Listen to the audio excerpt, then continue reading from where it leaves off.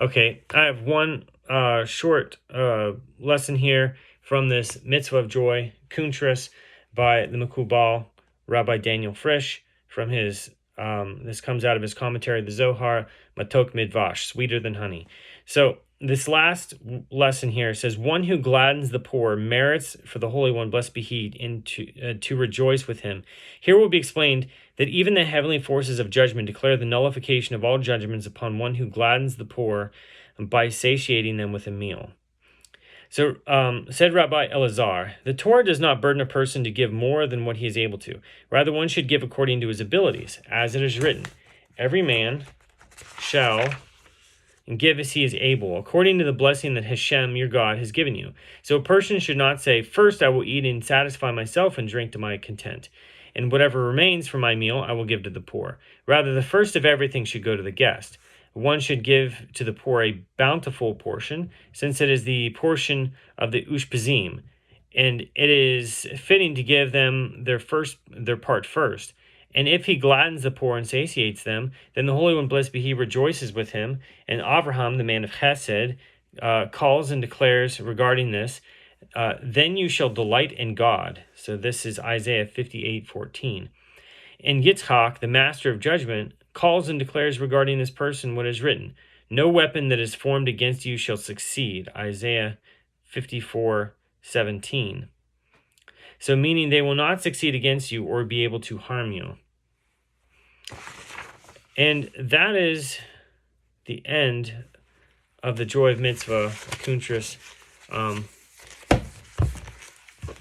by the Mekubal Rabbi Daniel Frisch. And I say this all the time, Kabbalah is not about, weird rituals and crazy stuff like that. It's about perfecting yourself so that you can become a vessel for divine inspiration, which is 1/60th of prophecy.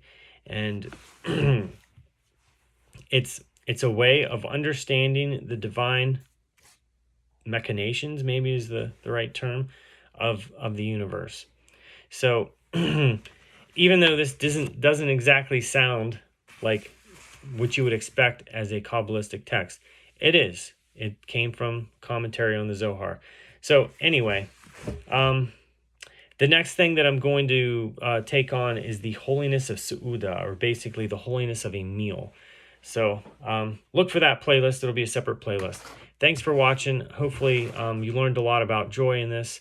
It is extremely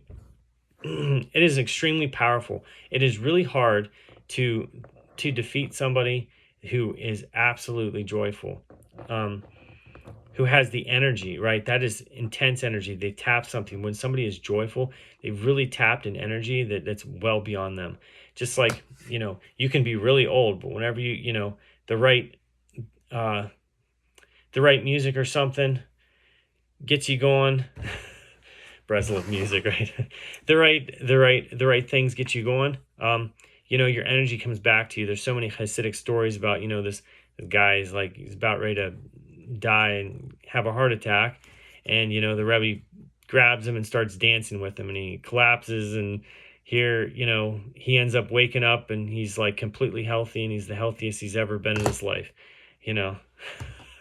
But anyway, joy is extremely powerful. Your enemies cannot conquer you when you are joyful. Things in life cannot conquer you when you're joyful, and sometimes you have to find the joy in something. It might not be apparently there, but it's something you have to dig for in mind, but it can absolutely be there. So hopefully you learned a lot through that. Take care.